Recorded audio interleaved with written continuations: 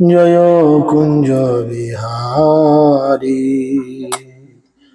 জয় রাধা মাধব জয় কুঞ্জ বিহারী জয় গোপী জনবল্লভ জয় গিরিবরধারী জয় গোপী জনবল্লভ জয় গিরিবরধারী জয় রাধা মাধব জয় কুঞ্জ বিহারী জয় রাধা মাধব জয় কুঞ্জ বিহারী জয় গোপী জনবল্লভ জয় গিরিবরধারী জয় কুঞ্জ বিহারী জয় গোপী জনবল্লভ জয় গিরিবরধারী জয় কুঞ্জ বিহারী জয় যশোদানন্দন ব্রজ জনরঞ্জন যশোদানন্দন যমুনা তীরবনচারী জয় গিরি গোবর্ধন ধারী যমুনা তীরবনচারী জয় গিরি গোবর্ধন জয় রাধা মাধব জয় কুঞ্জ বিহারী জয় রাধা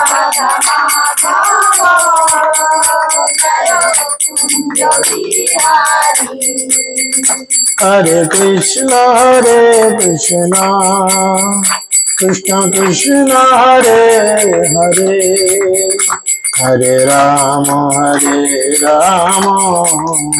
রাম রাম হরে হরে হরে কৃষ্ণ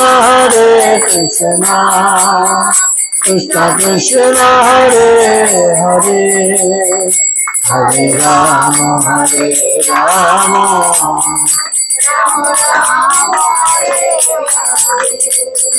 জয় রাধা মাধব জয় রাধা মাধব রাধা মাধব জয় রাধা মাধব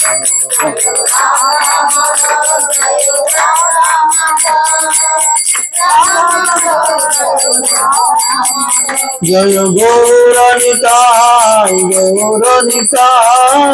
পঞ্চতত্ত্ব জয় গৌরনিতাই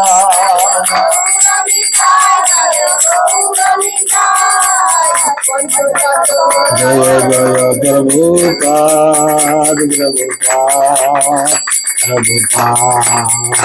প্রভুপাদ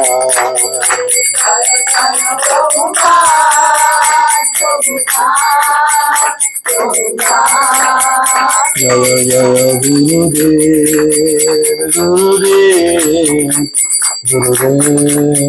গুরুদেব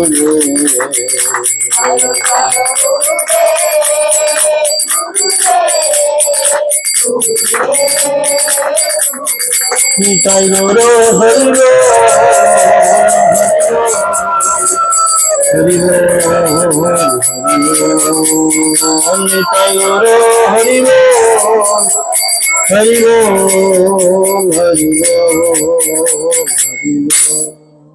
নিতাই গৌর ব্রহ্মানন্দে জ্ঞানম তিমিরন্ধস্য জ্ঞানাঞ্জন শলাকয়া চক্ষুরুন্মিলিतं येन तस्मै श्री गुरवे नमः नमोऽयं विष्णुपादाय कृष्णपृष्ठाय भूतले श्रीमते जयपताका स्वामिनिते नामिने नमो आचार्यपादाय निताय कृपाप्रदायिने गौरकथा धामोदय नगर ग्राम तारिणे नमोऽयं विष्णुपादाय कृष्णपृष्ठाय भूतले श्रीमते भक्तिवेदान्त स्वामिनिते नामिने नमस्ते सरस्वती देवे गौरवाणी प्रचारिणे निर्विशेष शून्यवादे पाश्चात्य देश तारिणे जय श्री कृष्ण चैतन्य प्रभु नित्यानंद श्री अद्वैत गदाधर शिवासदि गौर भक्तवृंद।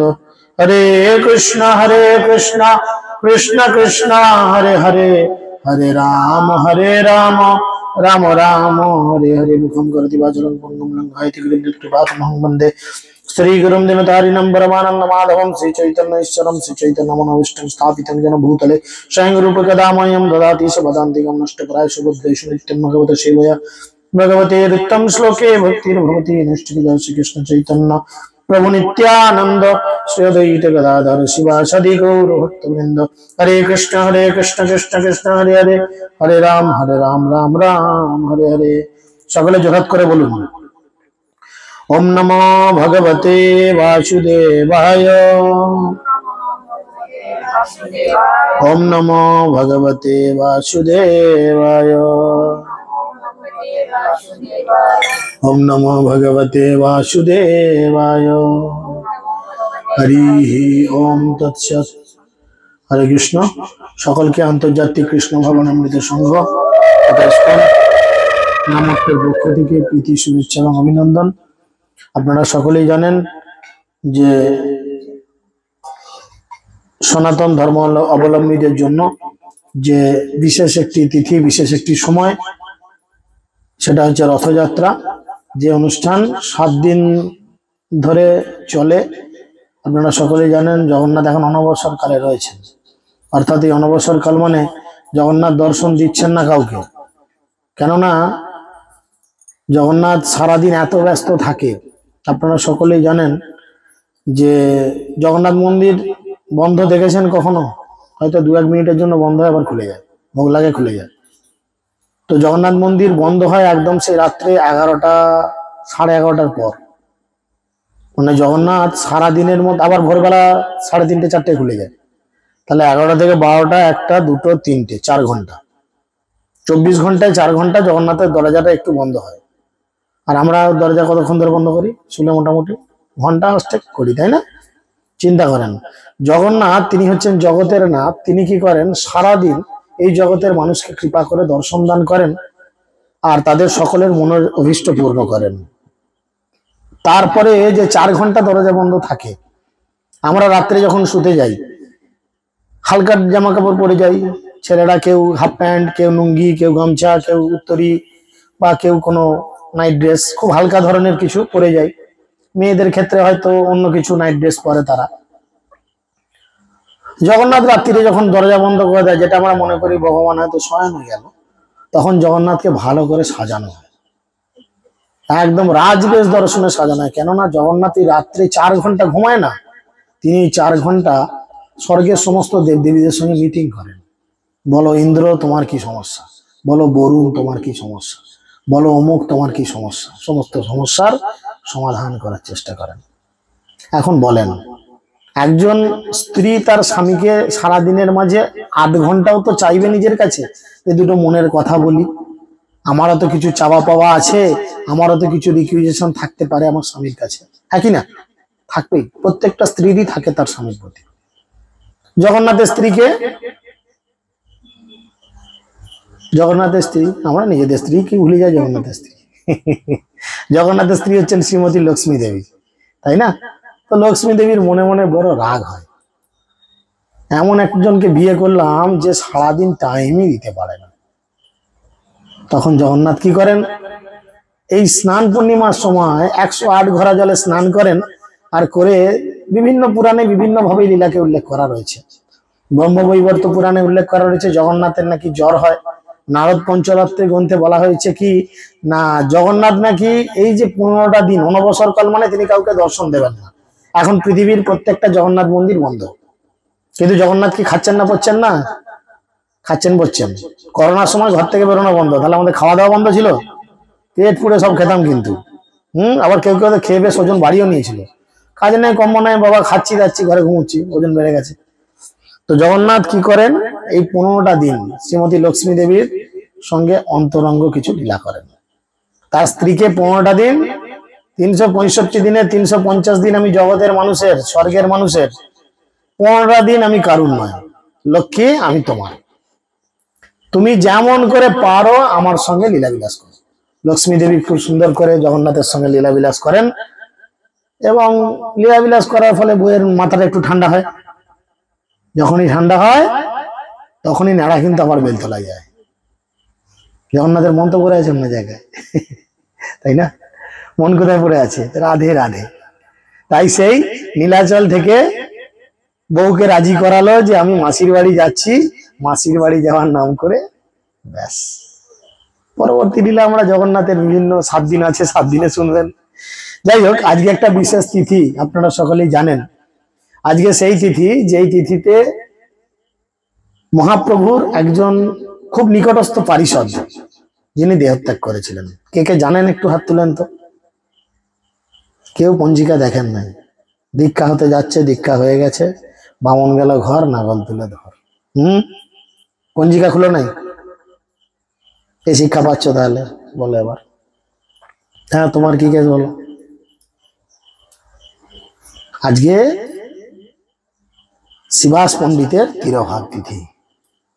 পঞ্চতত্ত্বের মহাপ্রভুর সব থেকে বাম দিকে এই যে রয়েছেন শিবাস ঠাকুর, এই শিবাস ঠাকুরের আজকে তিরোভাগ তিথি। এই শিবাস ঠাকুর কে? কে কে জানেন শিবাস ঠাকুর কে? হাত তুলেন। শিবাস ঠাকুর অ্যাকচুয়াল কে? কে? নারদ মুনি। খুব ভালো। এই শিবাস ঠাকুর হচ্ছেন নারদ মুনি। আর নারদ মুনি ভগবানকে খুব ভালোবাসতেন। তার ভগবানের প্রতি ভালোবাসা কিরকম, যদিও মহাপ্রভুর সঙ্গে শিবাস ঠাকুরের অনেক লীলা রয়েছে, নিত্যানন্দ প্রভুর সাথে শিবাস ঠাকুরের অনেক লীলা রয়েছে। আমি তার মধ্যে থেকে আজকে একটা ছোট্ট লীলা বলবো, যে লীলাটা খুবই মনোমুগ্ধকর। যেমন শিবাস ঠাকুরের স্ত্রীর নাম ছিল মালিনী দেবী। নিত্যানন্দ প্রভু যখন এসে মহাপ্রভুর সঙ্গে মিলিত হন, নিত্যানন্দ প্রভুর বয়স তখন 32 বছর। 32 বছর মানে নিশ্চয়ই ছোট ছেলে নয়, সে রীতিমতো বড় একজন। তিনি শিবাস ঠাকুরের স্ত্রী মালিনী দেবীকে মা বলতেন, এবং শুধু তাই নয়, ওই অত বড় ছেলে কি করতেন, মালিনী দেবী স্তনপান করতেন, তাকে মা বলে ডাকতেন। ওনার বাড়িতেই কত লীলা করেছেন। একবার ভগবানকে ভোগ লাগিয়েছে, ওই বাটি ফাটি গুলো কলতলায় নামিয়ে রেখেছে। আমরা ভগবানকে খাওয়ানোর পরে কি করি, সেই বাটিগুলো ধুতে কলতলায় বা বেসিনে কোথাও নিয়ে যাই। তো মালিনী দেবী ভগবানকে ভোগ লাগানোর পরে বেসিনে নিয়ে গেছেন, রেখেছেন কলতলায়। তখন তার বেসিন মটর নয়, হাত টেপা কল বা পাতকুয়া রেখেছে। আর গায়ে কিছু খাবার লেগে থাকে, সেই খাবারের লোভে একটা কাক কি করেছে, বাটি ছো মেরে তুলে নিয়ে পালিয়ে গেছে। ভগবানের বাটি চলে গেছে, মালিনী দেবীর তো মন খারাপ। নিতাই ঘরে ঢুকে থাকে, কি হলো, মায়ের মন কেন খারাপ? জিজ্ঞেস করছে, মা কি হয়েছে? না কিছু হয়নি। মা তুমি বলো কি হয়েছে? না কিছু হয়নি বাবা। তুই বলো কি হয়েছে? বললো কি বলবো, কাকে একটা বাটি তুলে নিয়ে চলে গেছে। হ্যাঁ, কাকের এত সাহস আমার মায়ের বাটি তুলে নিয়ে যায়? নিতাই তখন কি করেছে, কোমরে হাত দিয়ে চিৎকার করে ডেকেছে, এই কাক কোথায় আছো, আমার মায়ের বাটি তাড়াতাড়ি ফিরে দিয়ে যাও। কাক যে প্রান্তে বাটি নিয়ে গেছিল, নিতাইয়ের এই হুঙ্কার শুনে ছুটে দৌড়াতে সে বাটি এসে রেখে দিয়ে চলে যায়। এরকম অনেক লীলা শিবাসঙ্গনে হয়েছিল। শিবাসঙ্গন হচ্ছে অখণ্ড হরিনাম সংকীর্তনের স্থান, অখণ্ড রাসস্থলী, অভিন্ন রাসস্থলী, যেখানে শ্রী শ্রী রাধা মাধব তার এই রাসের লীলা আস্বাদন করেন। মহাপ্রভু সেই লীলার রসকে আস্বাদন করতেন প্রত্যেক দিন সন্ধ্যায়। এরম সময় থেকে দরজা জানলা ভেজিয়ে দিতেন। কেন? বাইরের লোককে তিনি দেখার জন্য পারমিশন দেননি। খুব অন্তরঙ্গ পারিষদ বর্গ ছাড়া এই লীলা কেউ দর্শন করতেন না। তো একদিন এরকম লীলা হচ্ছে। কিরকম লীলা হচ্ছে? এই লীলা চলছে, জয় জয় সর্বলোক নাথ গৌরচন্দ্র, জয় বিপ্র বেদ ধর্ম নাসির মহেন্দ্র, জয় শচী গর্ভরত্ন কারুণ্য সাগর, জয় জয় নিত্যানন্দ জয় বিশ্বম্ভর, ভক্ত গোষ্ঠী সহিত গৌরাঙ্গ জয় জয়, শুনিলে চৈতন্য কথা ভক্তি লভ্য হয়। মহাপ্রভুর এই লীলা কথা যদি কেউ শ্রবণ করে, তার কি হবে না, মহাপ্রভুর চরণে সে ভক্তি লাভ করবে। তাহলে আপনারা কৃপা করে একটু মনোযোগ দিয়ে শ্রবণ করার চেষ্টা করুন। বৃষ্টি পড়ছে? তাহলে হাওয়া দিচ্ছে তো বাইরে, বসেন চুপ করে। মধ্যখণ্ড কথা ভক্তি রসের নিধান, নবদ্বীপে যে ক্রীড়া করিল সর্বপ্রাণ, নিরবধি করে প্রভু হরি সংকীর্তন, আপন ঐশ্বর্য প্রকাশ হয় সর্বক্ষণ, নিত্য করে মহাপ্রভু নিজ নামাবেশে বসবেশে, হুঙ্কার করিয়া মহা অট্ট অট্ট হাসে, প্রেমরসে নিরবধি গড়াগড়ি যায়, ব্রহ্মার বন্দিত অঙ্গ পূর্ণিত ধুলায়। এখানে বলছে মহাপ্রভু কেমন ভাবে নৃত্য কীর্তন করছেন না, নৃত্য করতে করতে ধুলোয় গড়াগড়ি যাচ্ছে। আমরা একটা কথা বলি না, ধুলট। ধুলট কথার অর্থ কি? ধুলোতে ওলট আর পালট, তাই না? সেটা হচ্ছে ধুলট। কিসের ধুলে ওলট পালট খাবো? কিসের ধুলোয়? আমরা সচরাচর হরিনাম সংকীর্তন কোন জায়গায় হয়, শেষ দিনে কাদা ফাদা জল ফল ঢেলে দিয়ে সবাই কাদার মধ্যে গড়াগড়ি খায়, কিন্তু অ্যাকচুয়াল কোন ধুলোয় ওলট পালট খাওয়া উচিত? না, যেই ধুলো শুদ্ধ বৈষ্ণবদের চরণ স্পর্শ করেছে, যেই ধুলোয় শ্রী শ্রী রাধা মাধবের চরণের স্পর্শ রয়েছে, যে ধুলো বৈষ্ণবগণ চরণ স্পর্শ করে পবিত্র করেছে, সেই ধুলো আমি অঙ্গ মাখবো। মহাপ্রভু সেটা করছেন। এখানে বলছেন যে প্রেমরস নিরবধি গড়াগড়ি যায়, ব্রহ্মার বন্দিত অঙ্গ পূর্ণিত ধুলায়। ব্রহ্মা যে অঙ্গ মানে বন্দনা করেন, ব্রহ্মাজি যাকে প্রার্থনা করেন, ব্রহ্মা শিব কাকে প্রার্থনা করেন? সবাই দেখেছেন ব্রহ্মা শিব কিরাম করে বসে থাকে? আমাদের মতো চেয়ারে বসে গল্প গুজব মারে? ব্রহ্মা স্ত্রীর সঙ্গে একটু আড্ডা মারার টাইম দেখেছেন কোন ছবি, যে ব্রহ্মা একটু তার বউয়ের সঙ্গে গল্প করছে, শিব পার্বতীর সঙ্গে একটু গল্প গুজব মারছে? সব সময় আমরা যে ছবিতেই দেখি তারা দুজনে ধ্যান করে। কার ধ্যান করে? ভগবানের ধ্যান করে। বলে যে ভগবানের ধ্যান ব্রহ্মা এবং শিব দুজন মিলে জন্ম জন্মান্তর ধরে করে, সেই অঙ্গ নিয়ে মহাপ্রভু কি করছে? নবদ্বীপের ধুলোতে নিজেকে ওলট পালট করছে, নিজের গায়ে ধুলো মাখছে। প্রভুর আনন্দ আবেশের নাহি অন্ত, নয়ন ভরিয়া দেখে সব ভাগ্যবন্ত। বাহ্য হইল বৈশে প্রভু সর্বজ্ঞ লইয়া, কোনদিন গঙ্গা জলে বিহারিয়া গিয়া। প্রভুর এই লীলা সমস্ত ভক্তগণ দুই চোখ ভরে দেখছে। কোন দিন মহাপ্রভুর যখন ইচ্ছা করে, শিবাসঙ্গনে একটু নাম কীর্তন করে, সবাইকে বলে চলো আজকে গঙ্গার জলে গিয়ে একটু লাপা ঝাপা করে, বুঝেছেন? কোনদিন নৃত্য করি বসেন অঙ্গনে, ঘরে স্নান করেন সর্বভক্তগণে। আবার কোন দিন তিনি নৃত্য কীর্তন করে এত ঘেমে যান, তখন ভক্তরা তার অভিষেক করেন গঙ্গা থেকে। সামনে তখন গঙ্গা আরো কাছে ছিল, এখন শিবাসঙ্গন থেকে গঙ্গা কিছুটা দূরে হয়ে গেছে। যারা মায়াপুর গেছেন লক্ষ্য করেছেন, তখন গঙ্গা ছিল শিবাসঙ্গনের খুব কাছে, মানে একদম এই যে সামনে পুকুরটা আছে আপনাদের, গেট থেকে জাস্ট রাস্তা পেরোলেই সেরকম ওই রাস্তার উপরেই ছিল গঙ্গার ঘাট আর শিবাসঙ্গন কাছে। মহাপ্রভুর যখন এরম ঘেমে যেত, ঘর থেকে ঘট নিয়ে গিয়ে ভক্তরা মহাপ্রভুকে স্নান আদি করাতো, বুঝেছেন? যতক্ষণ প্রভুর আনন্দ নিত্য হয়, ততক্ষণ দুঃখী পুণ্যবতী জল বহে। ক্ষণেকে দেখায় নিত্য সজল নয়নে, পুনঃ পুনঃ গঙ্গা জল বহি বহি আনে। সরি করি চতুর্দিকে এড়ে কুম্ভগণ, দেখিয়া সন্তোষ বড় সচির নন্দন। শ্রীবাসের স্থানে প্রভু জিজ্ঞাসে আপনে, প্রতিদিন গঙ্গা জল কোন জন আনে। শ্রীবাস বলয় প্রভু দুঃখী বহি আনে, প্রভু বলে সুখী করি বল সর্বজনে। একজনের নাম ছিল, তার নাম হচ্ছে দুঃখী, বুঝেছেন? শেষে তার নাম হলো দুঃখী কৃষ্ণ দাস। কিন্তু মহাপ্রভু বলছে, আচ্ছা আমি যে এত চান করাচ্ছ, এত গঙ্গা জল কে বয়ে আনছে? তোমরা তো আমার সামনে দাঁড়িয়ে হরিনাম করছো, সংকীর্তন করছো, তাহলে গঙ্গা জল কে বয়ে আনছে? তখন শিবাস ঠাকুর জোরাত করে বলছে, প্রভু এই গঙ্গা জল ওই দুঃখী বলে আমার বাড়িতে একজন আছে, ও বয়ে আনছে। বলছে ওর নাম তো দুঃখী নয়। ওর নাম কি দুঃখী হতে পারে? যে ভগবানকে স্নান করে তার নাম কি করে দুঃখী হয়? মহাপ্রভু তাই বললো। মহাপ্রভু তাই বলছে কি, এজনের দুঃখী নাম কভুযোগ্য নয়, সর্বকাল সুখ হেন মোর চিত্তে লয়। এর নাম দুঃখী কি করে হয়?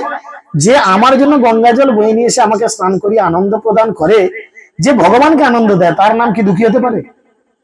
তাহলে সে সুখী। এত কারুণ্য শুনি প্রভুর শ্রীমুখে, কান্দিতে লাগিলা ভক্তগণ প্রেম সুখে। সবে সুখী বলিলেন প্রভুর আজ্ঞায়, দাসী বৃত্তি শ্রীবাস না করে সর্বথায়। প্রেম যোগে যেবা করিলেই কৃষ্ণ পায়, মাথা মুড়াইলে যেন জমদণ্ড না এড়ায়।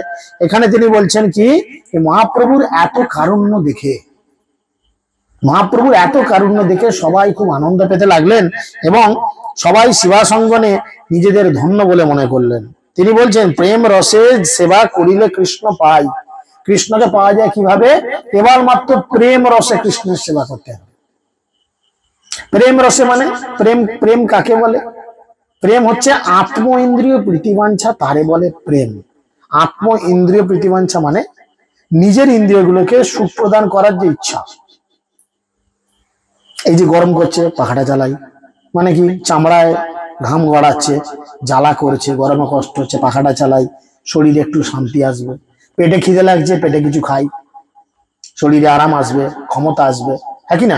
এগুলো হচ্ছে নিজের ইন্দ্রিয়গুলোকে তৃপ্ত করা। এই ইন্দ্রিয়গুলোকে নিজের তৃপ্ত করার বদলে এই সমান চিন্তা ভগবানের জন্য ভাবতে হবে। আমরা সবাই যদি গরমে বসে থাকতে পারি, ভগবান যদি গরমে বসে থাকতে পারে, আমি কোনো লাটের বাট নয় যে আমার পেছনে একটা পাখা চালাতে হবে। ভগবান যদি গরমে থাকতে পারে, আমরা কেন থাকতে পারবো না? একে বলে প্রেম। আমি পেছনে একটা চালিয়ে নেবো, শাঁসা করে চলবে, তোরা জ্বলে পুড়ে 5-7 জন মরে গেছে, আমার দেখার দরকার নেই, এটা কিন্তু প্রেমের লক্ষণ নয়। দরকার পড়লে নিজে গরমে থাকবো, তবু তাকে হাওয়া মারবো, এটা হচ্ছে প্রেমের লক্ষণ। তাই বলছে এখানে মহাপ্রভু বলছেন, প্রেম যোগে সেবা করিলেই কৃষ্ণ পায়, মাথা মুড়াইলে যমদণ্ড না এড়ায়। আর প্রেম না যোগে থেকে কেউ যদি নাড়া মাথা টিকি রেখে ঘুরে, যতই ঘুরুক যমদণ্ড তাকে কোনোদিন মুক্তি দেবে না। কুলে রূপে ধনে বিদ্যায় কিছু নয়, প্রেম যোগে ভজিলেই সে কৃষ্ণ তুষ্ট হয়।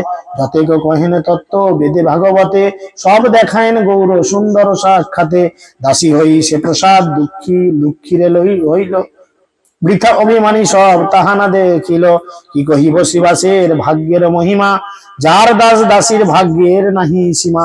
ওই যে শিবাস ঠাকুরের কি সৌভাগ্য, তার কথা আমি কি বর্ণনা করব। বৃন্দাবন দাস ঠাকুর বলছেন, শুধু যার চাকর হওয়ার ফলে মহাপ্রভুর এই অপ্রাকৃত কৃপা লাভ করা যায়, যার চাকর হওয়ার ফলে, মহাপ্রভুর সরাসরি নয়।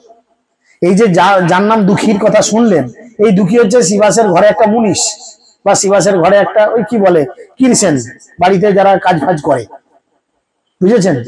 তাহলে সে মহাপ্রভুর সেবা সরাসরি করতে পারছে না, শুধু জলগুলো বয়ে এনে দিচ্ছে। যেহেতু সে শিবাস ঠাকুরের বাড়ির মুনিশ, তাই মহাপ্রভু তাকে কৃপা করে দুঃখী থেকে সুখী নাম ট্রান্সফার করে দিলেন, সারা জীবনের মতো সুখ দিলেন। বলে যার মানে দাস দাসীর থাকার এই ভাগ্য হয়, তাহলে তার কত সৌভাগ্য। এবার তার সৌভাগ্যটা একবার পড়ি। একদিন নাচে প্রভু শিবাস মন্দিরে, সুখে শ্রীনিবাস আদি সংকীর্তন করে। দৈবে ব্যাধি যোগে গৃহে শিবাস নন্দন, পরলোক হইলেন দেখে নারীগণ। আনন্দে করেন নিত্য শ্রী শচী নন্দন, আশ্চম্বিত শিবাস গৃহে উঠিল ক্রন্দন। সত্তর আইলা গৃহে পণ্ডিত শিবাস, দেখে পুত্র হইয়াছেন পরলোকবাস। পরম গম্ভীর ভক্ত মহাতত্ত্ব জ্ঞানী, স্ত্রীগণের প্রবোধিল লাগিতে আপনি। তোমরা সব জানো কৃষ্ণের মহিমা, সম্বর রোদন সবে চিত্তে দেহ ক্ষমা। অন্তকালে সংকৃত শুনিলে যার নাম, অতি মহাপাতকীয় যায় কৃষ্ণ ধাম। হেন প্রভু আপন সাক্ষাতে নিত্য করে, গুণ গায় যত তার ব্রহ্মাদিক ভৃত্য। বলে একদিন মহাপ্রভু শিবাস অঙ্গনে নৃত্য করছেন, আর দৈব বিপাকে, এই যে আমরা রোগ জ্বালা কষ্ট দুঃখ পাই, এগুলো ভগবান দেন না। এগুলো কিভাবে আসে? এগুলো দৈব বিপাকে আসে। 3 রকম শক্তি, 3 রকম কষ্ট, যেগুলো ভগবান দেন না, এটা অটোমেটিক্যালি এই জগৎ থেকে আমরা পাই, অধিদৈবিক, অধিভৌতিক, আধ্যাত্মিক। তাহলে সেই 3 কষ্টের মধ্যে এক কষ্ট হচ্ছে শরীরের গোলযোগ। তো সেই শরীরে ব্যাধি হয়ে শিবাসের ছোট্ট ছেলে মারা গেছে। ঘরের উঠোনে চলছে মহাপ্রভুকে নিয়ে নাম সংকীর্তন, আর ঘরের ভেতরে একটা ছোট ছেলে মারা গেছে। তাহলে সে বাড়িতে কি হবে? মৃত ছেলের কাছে তার মা, কাকিমা, জেঠিমা বসে আছে। আপনাদের বাড়িতে হলে কি করতেন? আপনারা আনন্দে নাচতে পারতেন? কান্না করতেন নিশ্চয়ই। তার মা কান্না করছে, জেঠি কাকি যারা আছে, ঘরের লোকজন, মেয়েগুলো যারা আছে ছেলের কাছে, তারা সবাই কান্না করছে। হঠাৎ করে শিবাস ঠাকুর বুঝতে পেরেছেন, আরে, সঙ্গে সঙ্গে তিনি বাড়িতে ঢুকে গেছেন, ঘরের অন্দরমহলে চলে গেছেন। এই তোমরা চুপ করো, চুপ করো, কান্না করো না। যার নাম শুনলে মানুষ অতি পাতকীয়, অতি পাপী ব্যক্তিও যার নাম শুনলে এই জগৎ থেকে উদ্ধার লাভ করে, সেই স্বয়ং ব্রজেন্দ্র নন্দন কৃষ্ণ আজ আমার বাড়ির অঙ্গনে নৃত্য করছে। আমার ছেলে এখন দেহত্যাগ করেছে, তো ভালো কথা, তোমরা কেউ কান্না করবে না। এই যে বলছে অতি মহাপাতকীয় যায়, অন্তকালে সংকৃত শুনিলে যার নাম, অতি মহাপাতকীয় যায় কৃষ্ণ ধাম। এ সময় যাহার হইল পরলোক, ইহাতে কি জুড়াই করিতে আর শোক। কোন কালে এ শিশুর ভাগ্য পাই যাবে, কৃতার্থ করিয়া আপনারে মানি তবে। শ্রীবাস ঠাকুর বলছেন আমার এই ছেলের মতো ভাগ্য যদি আমার কোনোদিন হয় আমি নিজেকে ধন্য বলে মনে করি। দেখুন কত মানুষ প্রতিদিন মারা যাচ্ছে, সবাই কি ভগবানের নাম স্মরণ করে দেহত্যাগ করছে?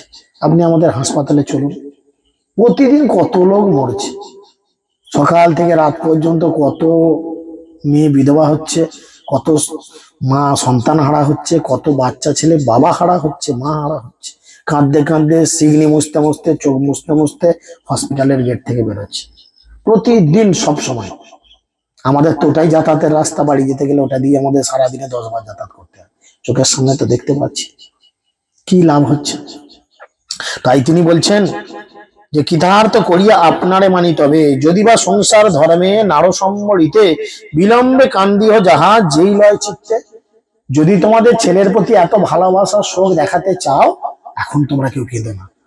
মহাপ্রভু আগে এই লীলা সম্বরণ করে তার বাড়ি চলে যাক, তারপরে তোমরা যেমন খুশি হাত পা ছড়িয়ে ঘরে কাঁদবে, কিন্তু মহাপ্রভুর সামনে কেঁদো না।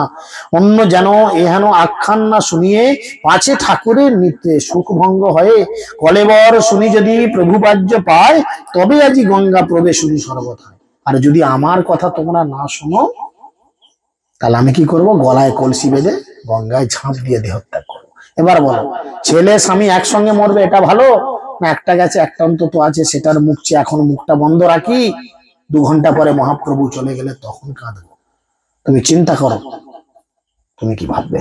এই কথাগুলো কে বলছে? শ্রীবাস ঠাকুর বলছেন, যারা আজকে তিরোভাব তিথি, তাহলে কেমন ভক্ত ছিল চিন্তা করেন। সবে স্থির হইলেন শ্রীবাস বচনে চলিলেন শ্রীবাস প্রভুর সংকীর্তনে, পরানানন্দ সংকীর্তন করে শ্রীবাস পুনঃ পুনঃ বারে আরো বিশেষ উল্লাস। সবাইকে ঠান্ডা করে শ্রীবাস আবার মহাপ্রভুর কাছে ফিরে গেলেন, গিয়ে নৃত্য করতে আরম্ভ করলেন। ছেলে মরে গেছে, মহাপ্রভুর পাশে দাঁড়িয়ে 2 হাত তুলে হরিনাম সংকীর্তন করছেন লাফিয়ে লাফিয়ে। শ্রীবাসের পণ্ডিতের এমন মহিমা, চৈতন্যের পারসেদ এই গুণসীমা। সানুভাবানন্দ নৃত্য করে গৌরচন্দ্র, কতক্ষণে বয়ে রহিলেন লই ভক্ত সংবৃন্দ। পরম্পরা শুনিলেন সর্বভক্তগণ, পণ্ডিতের পুত্রের হইল বৈকুণ্ঠ গমন। তথাপিও কেহ কিছু ব্যক্ত নাহি করে, দুঃখ বড় পাইলেন সবাই অন্তরে। সবাই মুখে মুখে ইশারা হয়ে গেছে, বুঝতে পারছে বাড়ির মধ্যে একটা গুমড়ে থাকা অবস্থা। প্রতিদিন যে বাড়িতে যাচ্ছি সে বাড়ির প্রতিটা লোক কিরকম আমি তো বুঝি, আজকে সবার চোখ মুখ দেখছি অন্য ধরনের। কিন্তু যেহেতু মহাপ্রভু নৃত্য করছে, মহাপ্রভুকে সরাসরি বলতে পারছি না মহাপ্রভু এই ঘটনা ঘটেছে। মহাপ্রভু বাদে সবাই জেনে গেছে শ্রীবাসের ছেলে মারা গেছে, সবাই লোক দেখানো মহাপ্রভুর সঙ্গে হাত তুলে নৃত্য করছে, বুঝেছেন? সবাই নৃত্য করছে। সর্বাগ্যের চূড়ামণি শ্রী গৌর সুন্দর, জিজ্ঞাসেন প্রভু সর্বজ্ঞানের অন্তর। যিনি সবকিছু জানেন, ভগবান সবকিছু জানেন, কোথায় কি হচ্ছে কোথায় কি হবে, তিনি হচ্ছেন সর্বজ্ঞ, তিনি সব জানেন। সেই গৌর সুন্দর প্রশ্ন করলেন, প্রভু বলে আজি মর চিত্ত কেমন করে, কোন দুঃখ হইয়াছে পণ্ডিতের ঘরে। আজকে আমার মনটা ঠিক ভালো যাচ্ছে না জানো, আজ নিত্য কীর্তন করে আজ আমার আনন্দ হচ্ছে না। আজকে কি এ বাড়িতে কিছু ঘটনা ঘটেছে? বুঝে গেছেন? ভগবান প্রত্যেকটা ভক্তের হৃদয় বোঝেন, এর জন্য জোর করে বোঝানোর দরকার নেই। যে প্রকৃত প্রেম করবে সে তার প্রেমিকার বা প্রেমিকের হৃদয় বুঝবে। জোর করে অঙ্গভঙ্গি করে জোর করে তাকে ইশারা করে বোঝানোর কিছু প্রয়োজন নেই। ভগবানের সঙ্গে ভক্তের কি প্রেমের মহিমা যে ভগবানকে বলতে হচ্ছে না, তিনি প্রত্যেকটা ভক্তের হৃদয়কে দর্শন করছেন। তিনি জিজ্ঞেস করছেন কিছু কি হয়েছে? পণ্ডিত বলেন, প্রভু মোর কোন দুঃখ, যার ঘরে সুপ্রসন্ন তোমারও শ্রীমুখ। বলে তখন শ্রীবাস পণ্ডিত বলছে, দূর প্রভু আমাদের কি দুঃখ, যে বাড়িতে তোমার মতো এই মানুষ রয়েছে সে বাড়িতে কিসের দুঃখ? যে বাড়িতে ভগবান আছে সে বাড়িতে কিসের দুঃখ? না না, আমাদের কোনো দুঃখ নেই। শেষে আছিলেন যত সকল মহন্ত, কহিলেন পণ্ডিতের পুত্রের বৃত্তান্ত। শ্রীবাসের কথা শুনে বাকি ভক্তদের তো হৃদয় ফেটে যাচ্ছে।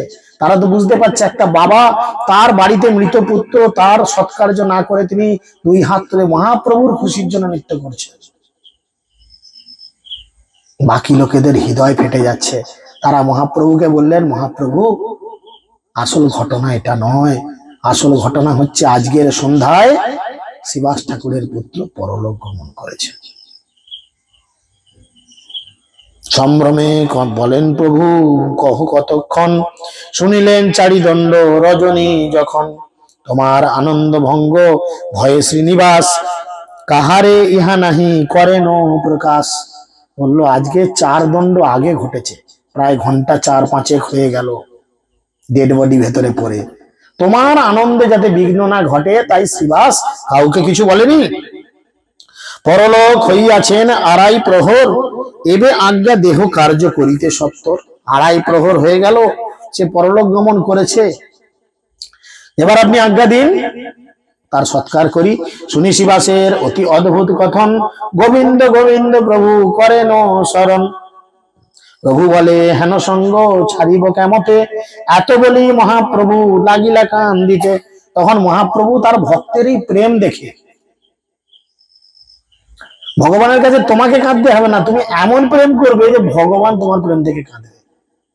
চিন্তা করেন, শ্রীবাস ঠাকুরের এই প্রেম দেখে মহাপ্রভু নিজের চোখের জল মুছতে মুছতে কাঁদছেন আর বলছে তোর মতো মানুষের সঙ্গ ছাড়া আমি কি থাকতে পারি? এমনি পঞ্চতত্ত্বের মধ্যে উনি নেই, এমনি উনি এখানে হাত তুলে জোড়হাত করে দাঁড়িয়ে বসে নেই, এটাই ওনার কেরামতি। পুত্র শোক না জানিল যে মহার প্রেমে, হেন সঙ্গ হেন সব সঙ্গ মুই ছাড়বো কেমনে। এত বলি মহাপ্রভু কাঁদেন নির্ভয়, ত্যাগ বাক্য শুনি সবেন চিন্তের অন্তর। নাহি জানি কি পরমদ পরায় কখন, অন্য হঙ্গ চিন্তায় সকল ভক্তগণ। গরিহস্ত ছাড়িয়া প্রভু করিবে সন্ন্যাস, তবে ধনী করি কান্দে ছাড়িয়া নিঃশ্বাস। স্থির হইলেন যদি ঠাকুর দেখিয়া, সৎকার্য করিতে শিশু যায়েন লইয়া। এখন মহাপ্রভুর কাছে পারমিশন নিলেন সবাই, বললেন প্রভু অনেকক্ষণ তো হলো, এবার শরীর বেশিক্ষণ রাখলে কি হবে, পচন ধরবে, দুর্গন্ধ ছাড়বে। এখনকার মতো তার সববাহী এসি গাড়ি নাই যে শরীর ঠিক রাখবে। তাহলে এবার আপনি অনুমতি দেন। প্রায় ভোর রাত হতে চললো, কখন মারা গেছে সেই সন্ধ্যার পরে 5-7 ঘন্টা হয়ে গেল, এবার আমরা সৎকার্য করি। মহাপ্রভু তখন কি করলেন, মহাপ্রভু তখন সেই মৃত শিশুর কাছে গেলেন, মৃত শিশু শুয়ে আছে তার কাছে গেলেন, গিয়ে বললেন মৃত শিশু প্রতি প্রভু বলেন বচন, শ্রীবাসের ঘর ছাড়ি যাও কি কারণ। মৃত শিশুটাকে গিয়ে মহাপ্রভু বলছে এই তুমি শ্রীবাস পণ্ডিতের ঘর ছেড়ে চলে যাচ্ছ, কি কারণটা, কি কি সমস্যা? শিশু বলে প্রভু যেন নিস্তব্ধ নির্বন্ধ তোমার, অন্যথা করায় শক্তি আছয়ে আমার। হঠাৎ করে সে মৃত শিশু কথা বলে ওঠে, সবাই তো অবাক। মৃত শিশু বলে কি যে প্রভু যেন নির্বন্ধ তোমার, অন্যথা করায় শক্তি আছে আমার। এ তো তোমারই কৃপা যে তোমাকে দর্শন করে আমি এই জগৎ ত্যাগ করতে পারছি। আমি কত জন্মে কত বাবা মা পেয়েছি, কত জন্মে কতবার মৃত্যুবরণ করেছি, জন্মেছি, কিন্তু তোমাকে দর্শন করে মৃত্যু আমার একবারও হয়নি। এবারে সে সুযোগ পেয়েছি, তাহলে প্রভু আমি এই সুযোগ কেন ছাড়ি? বলেন কোন এরকম ভাগ্যবান বা বুদ্ধিমান ব্যক্তি কি আছে যে এই সুযোগের সদ্ব্যবহার না করবে? আরো বাঁচতে চাইবে, জড়জগতে বেঁচে কি হবে? ভগবান তো বলছেন এই জগৎ হচ্ছে পদম পদম যদ বিপদম, পদে পদে বিপদ এই জগতে। বাঁচবেন তো তিতাব দুঃখ পাবেন, বাঁচবেন তো শোক অনিবার চিত্ত করে ছাড়খাড়, শোক আসবে, যন্ত্রণা আসবে, কষ্ট আসবে। মৃত শিশু উত্তর করে প্রভু শনে, পরম অদ্ভুত শুনো সর্বভক্তগণে। শিশু বলে এ দেহেতে যতেক দিবস, নির্বন্ধ আছিলা ভুইয়াম সেই রস। নির্বন্ধ ঘুচিল আর রহিতে না পারি, এবে চলিলাম অন্য নির্বন্ধে নির্বন্ধিত পুরী। এ দেহের নির্বন্ধ গেল রহিতে না পারি, হেন কৃপা করো যেন তোমার প্রসারী। কে কাহার বাপ প্রভু কে কার নন্দন, সবে আপনার কর্ম করয় ভঞ্জন। ছেলে বলে কে কার বাবা আর কে কার ছেলে, আগের জীবনে আমি কোথায় ছিলাম কে জানে, আর আমার বাবা শ্রীবাস পণ্ডিতই কোথায় ছিল কে জানে। এই জীবনে নাটক করতে জুটেছি। আপনাদের পাড়ায় নাটক যাত্রা হতো আগে? নিশ্চয়ই হতো, সব গ্রামেতেই হতো, আপনাদেরও হতো। পাড়ার ছেলেরা অ্যামেচার পার্টি করতো, আছে এরকম টিম ছিল, পাড়ার ছেলেরা অ্যামেচার দল করতো, পাড়ার ছেলেরা নাটক যাত্রা এখনো হয়তো। তো বাইরে থেকে দেখবেন যে কিছু ওই যাত্রা পার্টির মেয়ে ছেলে ভাড়া আনা হয়, এ আর বউ সাজে, সে তার দিদি সাজে, নায়ক নায়িকা সাজে, কতক্ষণের জন্য, ব্যাস। তারপরে স্টেজ থেকে নামার পর আর কি কেউ কাউকে দাবি করে যে ও আমার স্ত্রী, আমার স্বামী, সেটা পরের কথা, কেউ দাবি করতে পারে না। সেরকম এই জগৎ, এই জগৎ হচ্ছে ঠিক সেরকম। ইংরেজি এক কবি রয়েছেন, শেক্সপিয়ার রয়েছেন মানে মারা গেছেন, তিনি বলতেন ওয়ার্ল্ড ইজ এ স্টেজ, পৃথিবী হচ্ছে একটা রঙ্গমঞ্চ, and we are here as an actor and actress, আমরা এখানে রয়েছি অভিনেতা অভিনেত্রী রূপে। কেউ কারুর স্বামীর ভূমিকা অভিনয় করছি, কেউ কারুর বাবার ভূমিকা অভিনয় করছি, কেউ কারুর দাদার ভূমিকা অভিনয় করছি, কেউ কারুর স্ত্রীর ভূমিকা অভিনয় করছি, কেউ কারুর মা, কেউ কারুর বোন, কেউ কারুর মাসি, কেউ কারুর পিসি, অভিনয় করছি, রোল শেষ আর স্টেজে দাঁড়াতে পারবেন? নতুন নতুন যারা নাটক যাত্রা করে দেখবে স্টেজে হয়তো দাঁড়িয়ে আছে, রোল শেষ, যিনি ডাইরেক্টর একটা বড় লাঠি নিয়ে পায়ে ঠেঙিয়ে দেবে, ভাই নামরে। আমরা যখন, আমাদের ওই নেশা ছিল বিদ্যুৎ, আমরা যখন করতাম, আমাদের যিনি ডাইরেক্টর ছিলেন, রোল শেষ হয়ে গেছে, এবার বুঝে উঠতে পারিনি, নেমে যেতে হবে, মানে মুখে লাইট পড়তো তো খুব, হঠাৎ করে লাইট অন্ধকার হয়ে গেলে, চোখে লাইট পড়ার পর অন্ধকার হয়ে গেলে চোখের সামনে শব্দ হ্যালোসিনেশন হয়ে যায়, মানে সব অন্ধকার দেখি, তো সিঁড়ি খুঁজে পাইনি নামবো কোনটা দিয়ে, স্টেজে দাঁড়িয়ে রয়ে গেছি। এবার পরের সিটে যারা তারা উঠে পড়েছে, তারা ঠেলছে, আই তোর পার্ট শেষ, নাম তাড়াতাড়ি। আমি যাই নামবো কি করে, সিঁড়ি খুঁজে পাইনি। আর যে ডাইরেক্টর আছে সে দেখছে যে বেশ বেয়ারা ছেলেকে স্টেজে তুলেছে, একটা বড় লগার কঞ্চি নিয়ে সফা করে পায়, নাম পাঠ হয়ে গেছে, এখনো দাঁড়িয়ে আছিস। ঠিক সেরকম এই জড়জগতে আপনার যখন রোল শেষ, আপনি এক মুহূর্ত আর বেশি সময় কাটাতে পারবেন না। বিড়ির শেষ টানটা দিই, মেয়ের বিয়ে রেডি হয়ে গেছে, এই সিঁদুর দান চলছে, দেখে বলবো, এক সেকেন্ড বলবে না, time is time, time is over, কিছু করার নেই, চলো। সে দাঁত থাকতে দাঁতের মর্যাদা বুঝতে হয়, দাঁত থাকতে যদি মোটর কলাই চিবান, মোটর কলায় স্বাদ পাবেন কড়াং কড়াং করে চিবিয়ে, আর যদি দাঁত চলে যাওয়ার পর মোটর কলাই দেওয়া হয়, কি করবে বলেন তো? আমি আমার বাবাকে দিতাম মাঝে মধ্যে, আমার ছেলে দিতে বেশি করে, দাঁত নাই শুধু চুষছে, থুতু দিয়ে কতক্ষণ চুষবে, থু করে খানিক গল্প ফেলে দেবো, এই কাজে লাগবে না কিছু, সেরকম হবে অবস্থা। যতদিন শরীরে রক্তের গরম, রক্তের তেজ আছে, এটা ভগবানের সেবায় লাগিয়ে দিন। বৃদ্ধকালে করিব ভজন, এবে করি দেহ সুখ, এ কথা নাহি বলে বৃদ্ধজন, এ দেহ সদা পতন। বুড়ো বয়সে সাধন ভজন করব, এখন ছোকরা আছি, সুগড়ি আছি, শরীর গরম আছে, একটু লাড়ে লাপ্পা মারে ধাপ্পা করে নি। বিদ্বান ব্যক্তি, বুদ্ধিমান ব্যক্তিরা বোকার মতো কথা বলে না, কারণ কখন যে কার বাল্ব কেটে যাবে, এই যে বাল্বটা জ্বলছে এক্ষুনি কেটে যাবে, কোম্পানি হয়তো গ্যারান্টি দিয়ে রেখেছে নতুন রিপ্লেস দেবে, কিন্তু সেটাও যে সে কাটবে না কোনো গ্যারান্টি আছে? কেউ দিতে পারবে? সেরকম জীবন কখন যে শেষ, জীবন অনিত্য জানহ, জানহ সার, তাতে নানাবিধ বিপদ ভার। একে তো অনিত্য,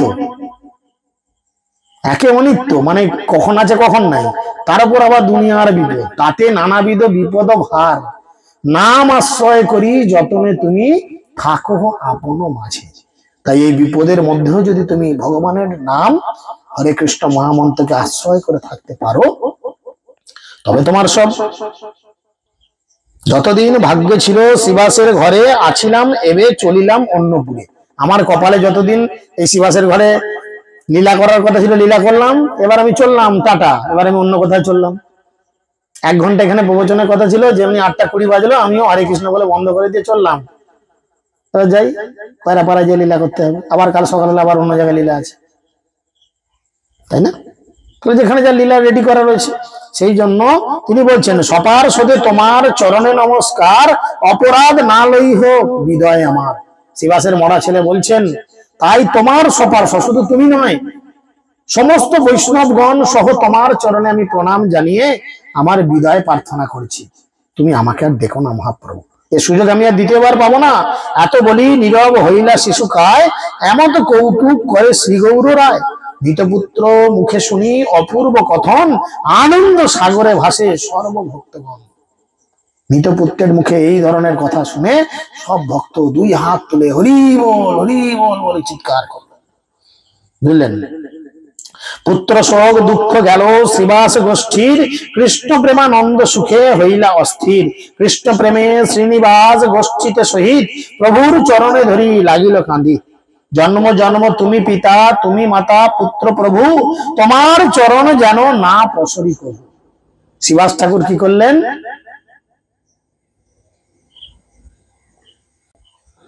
শ্রীবাস ঠাকুর কি করলেন? জোরহাত করে মহাপ্রভুকে বললেন, হে মহাপ্রভু, হে মহাপ্রভু, জন্মে জন্মে তুমি আমার পিতা, তুমি আমার মাতা, তুমি আমার পুত্র, তুমি আমার প্রভু। তোমার চরণ যেন আমি কখনো ভুলে না যাই। যেখানে সেখানে প্রভু কেন জন্ম নহে, তোমার চরণ যেন প্রেম ভক্তি রহে। আমি আমার কর্মের ফলে যেখানেই জন্মগ্রহণ করি না কেন, তোমার চরণ যেন আমি কখনো ভুলে না যাই। এই কথা বললেন। চারি ভাই প্রভুর চরণে কাকু করে, চতুর্দিকে ভক্তগণ কান্দে উচ্চস্বরে। কৃষ্ণ প্রেমে চতুর্দিকে উঠিল ক্রন্দন, কৃষ্ণ প্রেমময় হইল শ্রীবাস অঙ্গন। প্রভু বলে, শোনো শোনো শ্রীবাস পণ্ডিত, তুমি তো সকল জানো সংসারের রীত। এসব সংসারের দুঃখ তোমার কি দায়, যে তোমারে দেখে সেই প্রভু দুঃখ নাহি পায়। বলে, তুমি তো সংসারের সবকিছু জানো, যদি কোনো ব্যক্তি তোমাকে একবার দেখে নেয়, সে আর জগতের সংসারের কি দুঃখ সেটা পাবে না। আমি নিত্যানন্দ দুই নন্দন তোমার, চিত্তে তুমি ব্যথা কিছু না ভাবিও আর। আমি আর নিত্যানন্দ তোমার পুত্র। তাহলে গৌর আর নিতাই যার ছেলে, কিসের দুঃখ বলেন তো? কি দুঃখ আছে? আমাদের মতো পেট মোটা গুলোকে নিয়ে কি হবে? গৌর নিতাই যার সন্তান, তার কিসের দুঃখ, কিসের ভয়? কোনো চাপ নেই। শ্রীমুখের পরম কারণ্য বাক্য শুনি, চতুর্দিকে ভক্তগণ করে হরিধ্বনি। সর্বগণ সহপ্রভু বালক লইয়া, চলিলেন গঙ্গা তীরে কীর্তন করিয়া। যথোচিত ক্রিয়া করি কইল গঙ্গা স্নান, কৃষ্ণ বলি সবে গৃহে করিল পালান। প্রভু ভক্তগণ সবে গেলা নিজ ঘর, শ্রীবাসের গোষ্ঠী সব লইয়া বিহল। এসবের নিগুড় কথা যে করে শ্রবণ, অবশ্য মিলিবে তারে কৃষ্ণ প্রেমধন।